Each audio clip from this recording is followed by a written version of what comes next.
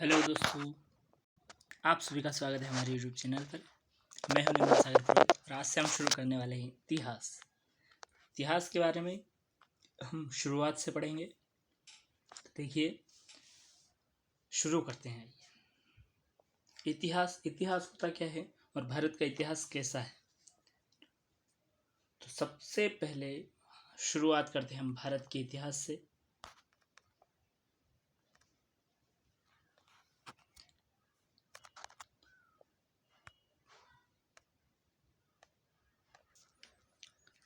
तो उत्तर में हिमालय से लेकर दक्षिण में समुद्र तक फैला यह उपमहाद्वीप भारतवर्ष के नाम से जाना जाता है। तो उत्तर में मतलब भारत देश के उत्तरी भाग में जो है, यहाँ से यहाँ तक हिमालय पर्वत श्रेणियाँ हैं और दक्षिणी तरफ जो है क्या है, हिंद महासागर। एक महासागर है हिंद महासागर, जिसे भारतवर्ष के नाम से जाना जाता है इस महाद्वीप को। इसे महाकाव्य तथा पुराणों में भारतवर्ष और भरतों का देश भी कहा गया है, जिसे पुराणों में भारतवर्ष के नाम से भी जाना जाता है और कहीं कहीं इसका नाम आर्यावर्त भी आया है। आर्यावर्त या आर्यों का देश। वैदिक संस्कृति के कारण या आर्यों के कारण इसे आर्यावर्त भी कहा जाता है। इसे भरतों का देश और यहाँ के निवासी जो लोग हैं, यानी कि जो लोग यहाँ रहते हैं, उन्हें भारती अर्थात भरत की संतान कहा गया है। भरत की संतान प्राचीन काल में हमारे एक राजा हुए थे, भरत। इन्हीं के नाम के ऊपर हमारे देश का नाम भारत रखा गया है। ये इतने बहादुर थे कि शेर का जबड़ा पकड़कर उसके दांत गिन लेते थे। तो इन्हीं के नाम के ऊपर हमारे देश का नाम भारत रखा गया है। भरत एक प्राचीन कबीले का नाम था। प्राचीन भारतीय अपने देश को जम्बू द्वीप अर्थात जम्बू यानी जामुन वृक्षों का द्वीप कहते थे। प्राचीन नाम इसका जम्बू द्वीप भी था। जम्बू द्वीप यानी जामुन के वृक्षों का द्वीप। प्राचीन ईरानी ने इसे सिंधु नदी के नाम से जोड़ते हैं। प्राचीन जो ईरानी लोग थे, हमारे भारत देश को सिंधु नदी के नाम के साथ जोड़ते थे, जिसे वे सिंधु न कहकर हिंदू कहते थे। वे ईरानी लोग जो थे वो सिंधु नदी को सिंधु न कहकर हिंदू कहा करते थे। यही नाम फिर पूरे पश्चिम में फैल गया और पूरे देश को इसी एक नदी के नाम से जाना जाने लगा। संपूर्ण मतलब सभी तरफ फैल गया यही नाम। यूनानी इसे इंदे और अरब इसे हिंद कहते थे। यूनान के लोग जो थे इसे इंदे कहते थे और अरब देश के जो लोग थे इसे हिंद कहते थे। और मध्यकाल में इस देश को हिंदुस्तान कहा जाने लगा। धीरे धीरे आगे बढ़कर हमारा मध्यकाल जो आया, भारत का इतिहास जो मध्यकालीन इतिहास तक पहुंचा, तब इसे हिंदुस्तान नाम से जाना जाने लगा। यह शब्द भी फारसी शब्द हिंदू से बना है। हिंदुस्तान शब्द का निर्माण फारसी शब्द हिंदू से हुआ है। यूनानी भाषा के इंदे के आधार पर अंग्रेज इसे इंडिया कहने लगे। तो देखिए, यूनानी भाषा के आधार पर है ना, और जो यूनानी भाषा का शब्द था इंदे, उसी के आधार पर अंग्रेज हमारे देश को इंडिया कहने लगे। 12 बदले विंध्य की पर्वत श्रृंखला देश को और उत्तर और दक्षिण दो भागों में बांटती है। यानी कि विंध्य पर्वत श्रृंखला जो है भारत में, वह भारत को दो भागों में बांटती है, उत्तरी भाग, दक्षिणी भाग। ठीक है, दो भागों में बांटती है। उत्तर में इंडो यूरोपीय परिवार की भाषाएं बोलने वालों की और दक्षिण में द्रविड़ परिवार की भाषाएं बोलने वालों का बहुमत है। हाँ देखिए, ये इंपॉर्टेंट है। यानी उत्तरी जो भाग है उसे इंडो यूरोपीय परिवार की भाषा बोलने वाला भाग कहा जाता है और दक्षिण में द्रविड़ परिवार की भाषाएं बोलने वाले लोगों का बहुमत है, यानी बहुतायत में रहते हैं। भारत की जनसंख्या का निर्माण जिन प्रमुख नस्लों के लोगों के मिश्रण से हुआ है वे इस प्रकार हैं। मतलब भारत में जो जनसंख्या का निर्माण हुआ है वे इस प्रकार के लोग थे: proto Australoid, polio, Mediterranean, काकेशाइड, Negroid और मंगोलाइड। ये भारत की प्राचीन जातियां हैं। भारतीय इतिहास को अध्ययन की सुविधा के लिए 3 भागों में बांटा जाता है। इसके 3 भाग किए गए हैं भारत के इतिहास को पढ़ने के लिए। पहला भाग इसे कहते हैं प्राचीन भारत यानी कि एंसेंट इंडिया।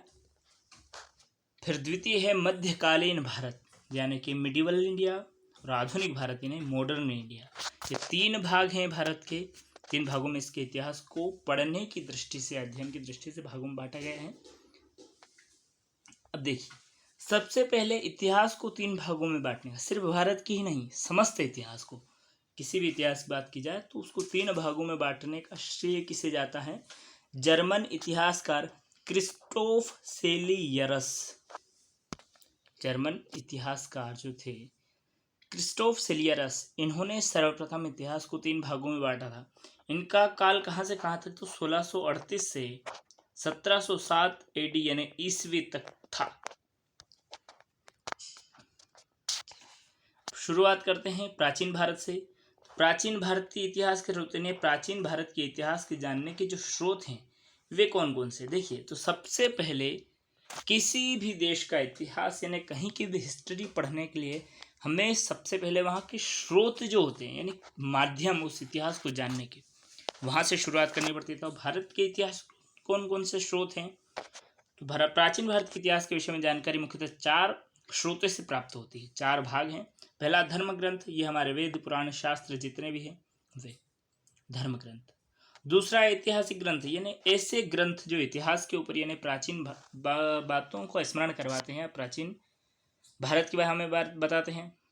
तीसरा है विदेशियों का विवरण यानी कि जो विदेश यात्री भारत में यात्रा पर आए, भ्रमण पर आए और उन्होंने अपनी जो रचनाएं करी उसमें भारत के बारे में उन्होंने क्या क्या लिखा है, उससे हमें प्राचीन भारत के इतिहास के बारे में पता चलता है।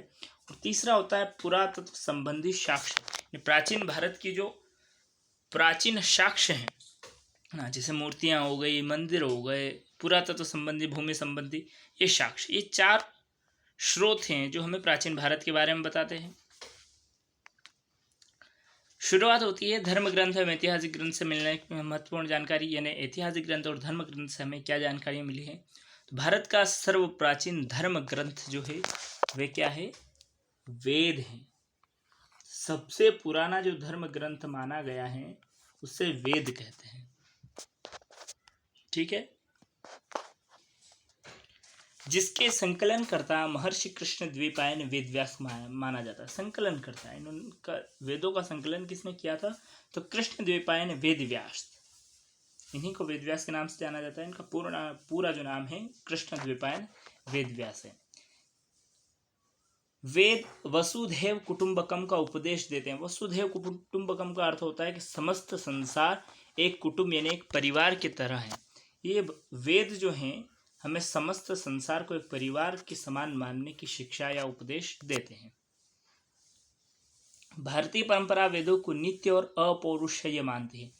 नित्य यानी कि प्राचीन काल से चले आ रहे हैं और अब तक चले आ रहे हैं, तो नित्य। अपौरुषेय यानी जो किसी पुरुष के द्वारा न लिखा गया हो, यानी कह सकते हैं हम जो शायद हो सकता है कि परमात्मा के द्वारा लिखे गए हों या परमात्मा के द्वारा इनका प्राकट्य हुआ है, जिन्हें वेद कहते हैं अपौरुषेय। ये वेद 4 होते हैं, ऋग्वेद, यजुर्वेद, सामवेद और अथर्ववेद। इन चारों वेदों को संहिता कहा जाता है। चारों वेदों को संहिता कहा जाता है। ठीक है, अब देखिए शुरुआत करते हैं ऋग्वेद से। तो सबसे पुराना वेद जो है वह ऋग्वेद है, यानी कि पहला वेद जो है चारों वेदों में वह ऋग्वेद है। तो ऋचाओं के क्रमबद्ध ज्ञान के संग्रह को ऋग्वेद कहा जाता है। क्रमबद्ध ज्ञान होना, ऋचा यानी मंत्र होते हैं या उसके उपदेश कह सकते हैं, और उसके ज्ञान का संग्रह जो होता है क्रमबद्ध तरीके से, उसे ऋग्वेद कहा जाता है। इसमें 10 मंडल हैं। 10 मंडल यानी इसको 10 भागों में बांटा गया है। 1028 सूक्त, और उन 10 मंडलों को भी 1028 भागों में बांटा गया है, सूक्त किए गए हैं उनके, और 10,462 ऋचाएं हैं। 10,462 ऋचाएं हम कह सकते हैं कि 10,462 मंत्र हैं।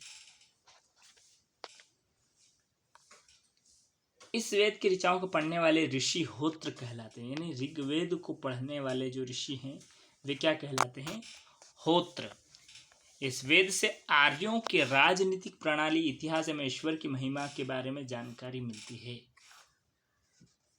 यानी वेद जो हैं ऋग्वेद, इस समय आर्यों की राजनीतिक प्रणाली कैसी थी, उनका इतिहास कैसा था और उनके ईश्वर के प्रति क्या मान्यता थी, उसके बारे में पता चलता है। विश्वामित्र द्वारा रचित ऋग्वेद के तीसरे मंडल में सूर्य देवता सावित्री को समर्पित प्रसिद्ध गायत्री मंत्र हैं। सूर्य देवता जिन्हें सवित्र या सविता भी कहा जाता है, सविता सवित भी कहते हैं।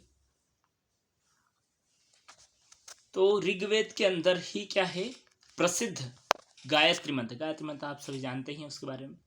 इसके 9वें मंडल में देवता सोम का उल्लेख किया गया है। तो सोम क्या है, सोम औषधियों के जो राजा है, औषधियों के देवता, किसके, लिख लीजिए ये बात और याद रखिएगा, सोम किसे कहते हैं, औषधियों के जो देवता हैं उन्हें सोम नाम से जाना जाता है। ठीक है।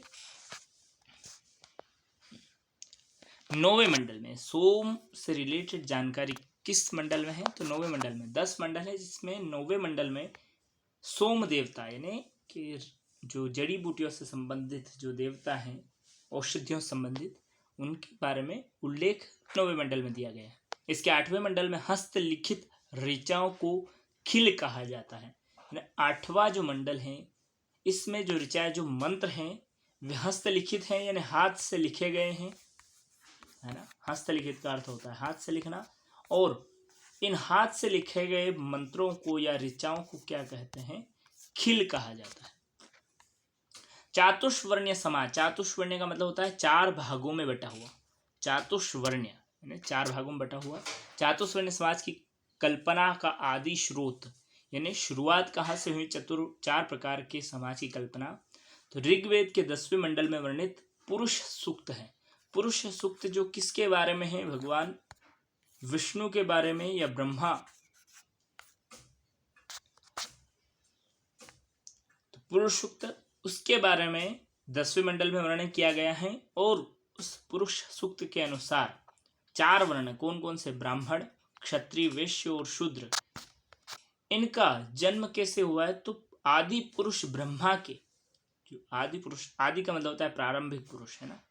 आदि पुरुष ब्रह्मा के क्रमशः, क्रमशः मतलब क्रम से, क्रम से, जैसे पहला ब्राह्मण, तो ब्राह्मणों का जन्म मुख से माना जाता है, क्षत्रिय का जन्म जो भुजाओं से माना गया है, वैश्य का जो है वो जंघाओं से माना गया, और शूद्र का जन्म जो भगवान ब्रह्मा के चरणों से इनकी उत्पत्ति मानी गई है। ठीक है। चातुर्वर्ण्य समाज की कल्पना प्रारंभिक जो है वह भी ऋग्वेद से ली गई है। ऋग्वेद के कई परिच्छेदों में प्रयुक्त अधन्य शब्द का अंत यानी जो अधन्य शब्द जो है उसका संबंध किस शब्द से है, किससे है, गाय से है। गाय के लिए अधन्य, या कहीं कहीं आप इसे अग्नि भी पढ़ेंगे, अग्नि यानी जो मारने योग्य न हो, जिसे मारा ना जाए। अग्नि का अर्थ होता है, अधन्य का मतलब होता है जिसका वध न किया जा सके, इसका वध नहीं करना चाहिए। ये शब्द किससे संबंधित है, गाय से। धर्मसूत्र 4 प्रमुख जातियों की स्थितियों, व्यवसायों, दायित्वों, कर्तव्य और विशेष अधिकारों में स्पष्ट विभेद करता है। यह धर्मसूत्र जो है 4 जो जातियां हैं, ब्राह्मण, क्षत्रिय, वैश्य और शूद्र, इनकी स्थिति, व्यवसाय और दायित्व और इनके जो कर्तव्य हैं उनके बारे में, और इनके जो अधिकार हैं उसके बारे में इसका वर्णन किया गया है। ठीक है। आज की वीडियो में बस इतना ही। अगली वीडियो में हम ऋग्वेद के बाद यजुर्वेद, सामवेद, अथर्ववेद, इनके बारे में जानेंगे, और ईसा पूर्व और ईसवी क्या होता है इसके बारे में भी हम अगली वीडियो में पढ़ेंगे।